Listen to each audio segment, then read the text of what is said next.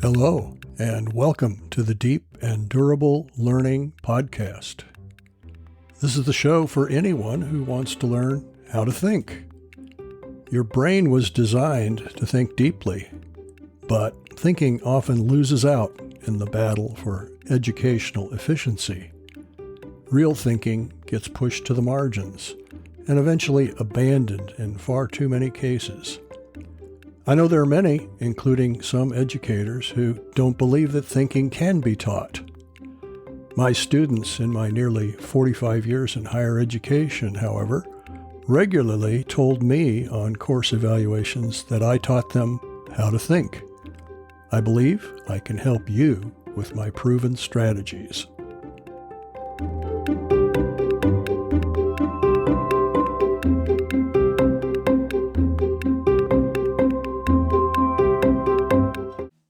In our quest this season to develop a learner's mind, we've accredited a set of dispositions that include focused exploration in pursuit of new ideas that will answer questions that we care about.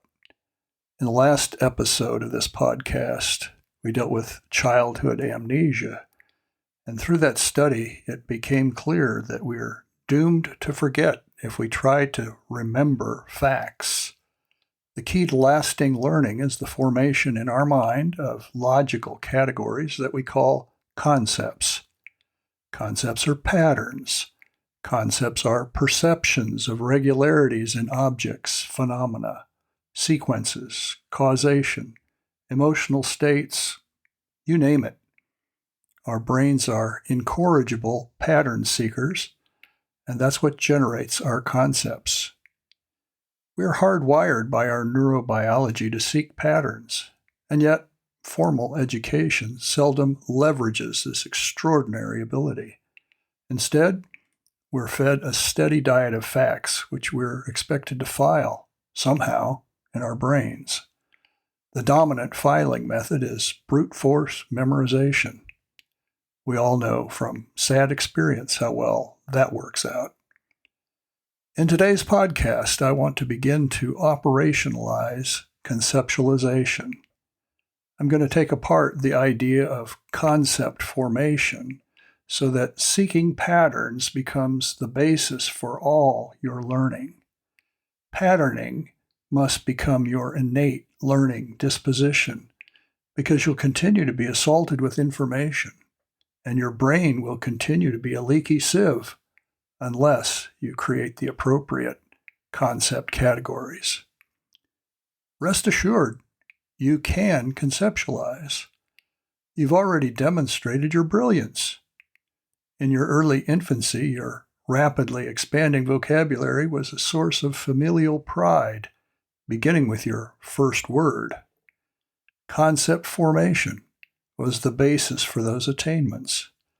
You learned to recognize the face, the voice, and the mannerisms of your mother, and eventually you said "mama" to call for her. The specific attributes that allowed you to recognize your mother, regardless of the orientation of her face or how she was dressed on a particular day, was concept formation. Eventually you learned the concept of a woman, and that your mother was a member of that category as well. Concept formation employs inductive logic. Induction moves from a collection of specifics to a generalization that expresses the relationship among all the specifics. The generalization is the conclusion of inductive reasoning. The concept of your mother and of the larger category that includes your mother among all women are examples of inductive logic. In both cases, you collected specifics until you felt you were justified in recognizing a pattern. Let's try a different example. My wife and I recently acquired a betta, B-E-T-T-A, a type of fish, as part of our preschool curriculum. Let's suppose that we have only half-baked ideas about aquarium fish, perhaps from watching Jacques Cousteau, Many years ago, we became enchanted with schools of fish in the wild and decided to get another betta as a companion for our male.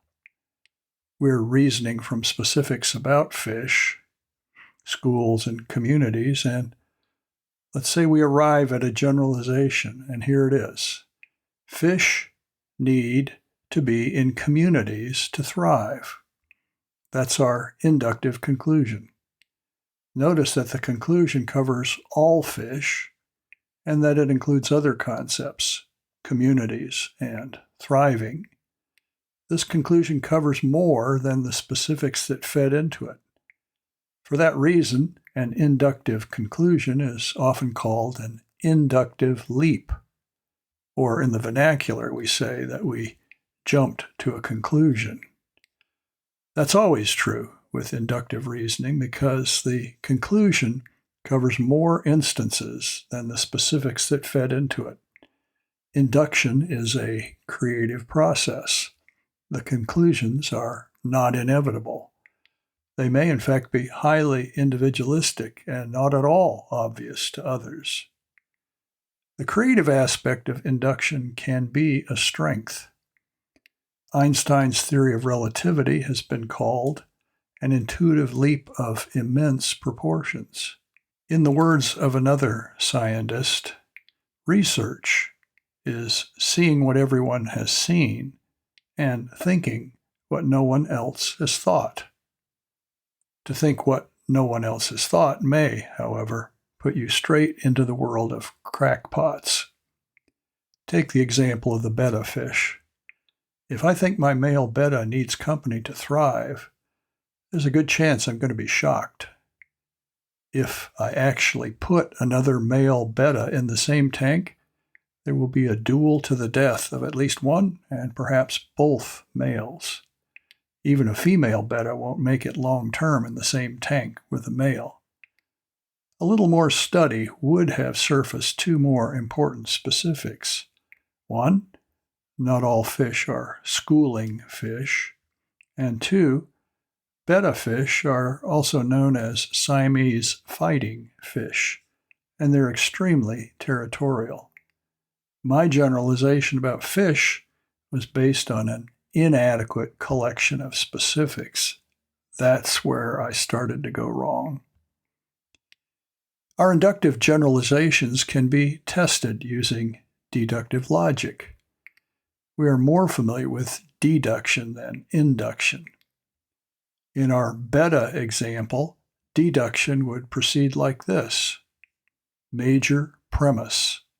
Fish need to be in communities to thrive. Minor premise. Betta are fish. Conclusion?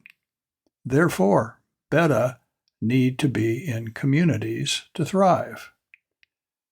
The major premise will be put to a test when I attempt to create a community of betta fish.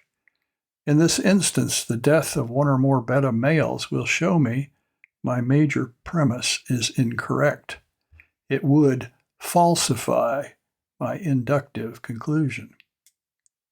Suppose, however, that I had a huge aquarium with places betta males could hide from each other. The two males might coexist because the more aggressive fish couldn't locate the other one. In that instance, I wouldn't know my generalization was incorrect, and I would go on thinking I had some fish wisdom.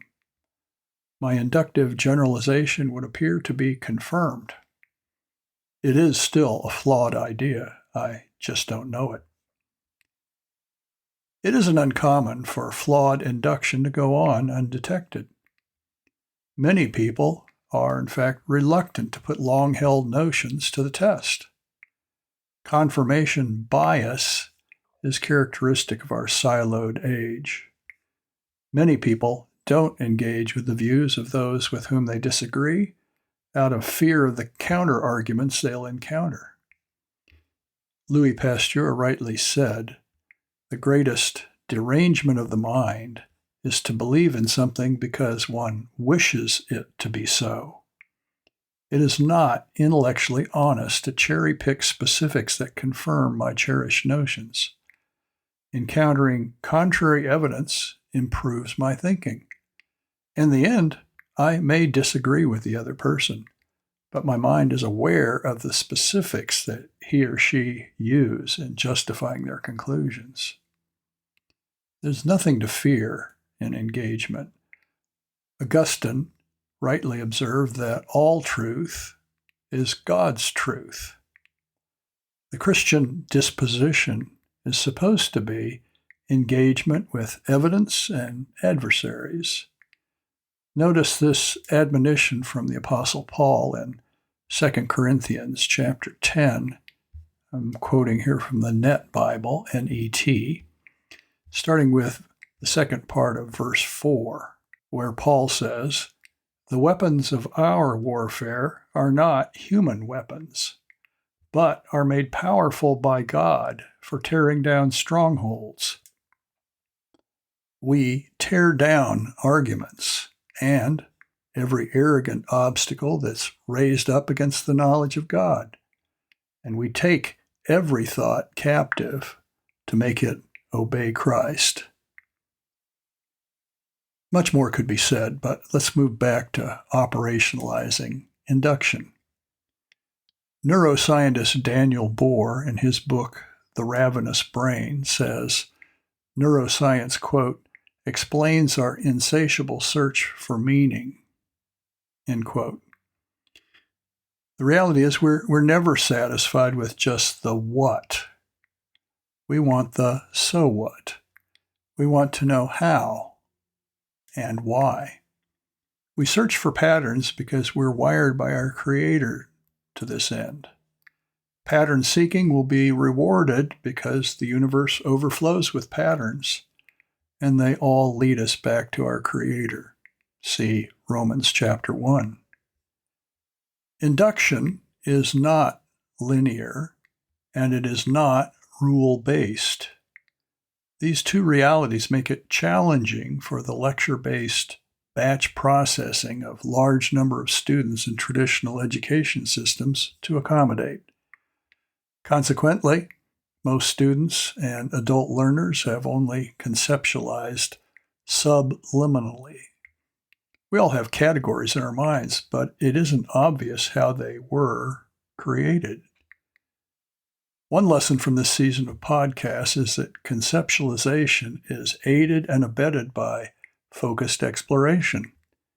The more specifics we encounter that are relevant to answering a question we care about, the more likely it is that we will recognize the right pattern in the specifics.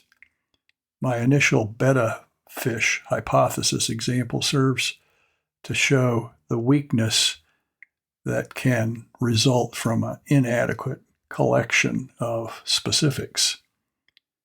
I like the image of a ravenous mind. We intentionally and joyfully seek out specific examples to enrich or revise our existing conceptual categories. I would call this enlargement. Without initially passing judgment, I accumulate relevant specifics. It isn't wrong to have a hunch about how the specifics relate to create a pattern, but I would hold the emerging inductive generalization loosely. I withhold judgment until I know more. In the process of enlargement, we will encounter ideas or examples that don't quite seem to fit, and we don't dismiss them out of hand. Indeed, the fact that they don't fit neatly may be the catalyst for a major revision of our existing concept or for the creation of an entirely new concept. In addition, however, ideas or examples that I previously bundled together may need to be removed. Perhaps they belong in a different category. Perhaps I was mistaken about the nature of the idea. Perhaps I've misrepresented something as evidence, or I've discovered the source is not trustworthy. This can happen in parallel to enlargement, and I call it conceptual pruning. The tree of knowledge grows best when it's pruned. Or, to put it differently, If we allow clutter to accumulate, we can obscure the pattern that we're trying to discern. Educational curriculum and teachers can accelerate the process of conceptualization. They can do this by introducing the student to a wide range of examples, including, on purpose, some that don't quite fit. Asking students probing questions is another productive strategy. What educators must not do is what they usually do, which is to simply deliver the products of their own conceptualizing. Concepts are abstractions that are created to account for patterns in a group of specifics. Delivering an abstraction to a would-be learner undercuts the very mechanism that the brain uses to create and thus to retain the abstraction. It's like helping a butterfly out of its chrysalis. You kill the butterfly. The students struggle with specifics until they personally see the pattern as essential to their lasting learning. Aha moments are the fruit of seeing. They are not optional. Let's try another example. Scotland is where my Grey family roots are. This summer, my wife and I spent a month exploring Scotland. I say exploring because we intended to learn about the country and its people, including my forebears. To achieve this objective, we shied away from packaged tours so we could actually explore without a rigid itinerary. We used public transportation, rail and buses exclusively, and we stayed in 9 different Airbnbs with Scottish hosts so we could live with Scottish people and converse with them. As a result of focused exploration, we now have a conceptual grid about the country and its people and its industries. We remember lots of specifics from nearly all the geographical regions of the country. Long before the trip, I knew a tiny bit about the clans and clan warfare. Indeed, a website called The Scotsman says, quote, "There was no shortage of blood spilled as Scotland's ancient clans fought for reputation, wealth, territory, and survival, with countless lives lost as a result." End of quote. So here's my initial concept of a Scotsman. Scottish people are insular and combative. That's the conclusion I came to from a very superficial acquaintance with Scotland. Well, when we made the trip, we entered Scotland at the Glasgow airport, and we got on a bus to travel downtown.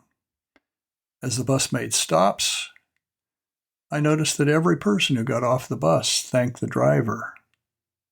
And I'm thinking, that's odd. He must know a number of these folks, or perhaps he's just an unusually friendly fellow. Upon arriving at our first Airbnb, we found our host to be very welcoming. Probably just part of running a rental, I thought. The next morning, my wife and I found that a good breakfast had been prepared for us, even though the listing said nothing about it. Indeed, we'd bought some breakfast items at a grocery at the Glasgow airport. We took a walk into downtown Glasgow to get a SIM card for use in the UK. The college-age techie who helped us asked us what we were there to see and made some recommendations. Very friendly and helpful. We took a walk to explore part of the city and wanted a better, big-scale map than Google, so we pulled out a paper map in our guidebook. Within 2 minutes, someone stopped and asked us if we needed directions. Now, Glasgow is the largest city in Scotland with a metro population of over 1,861,000 people. And this experience was repeated almost without exception over all of Scotland. So, I have a new inductive conclusion. Scots are friendly and helpful people. This big idea was forged by a wonderful experience with lots of delightful specifics.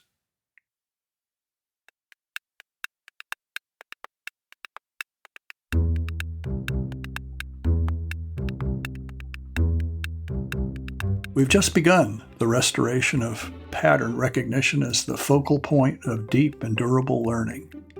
I say restoration because you were brilliant as a baby. The concepts you formed then and since have ordered your world and allowed you to communicate your ideas, but you can still grow. New elevations of attainment are in reach when you make concept formation deliberate. Join me in 2 weeks for Insight Through Induction.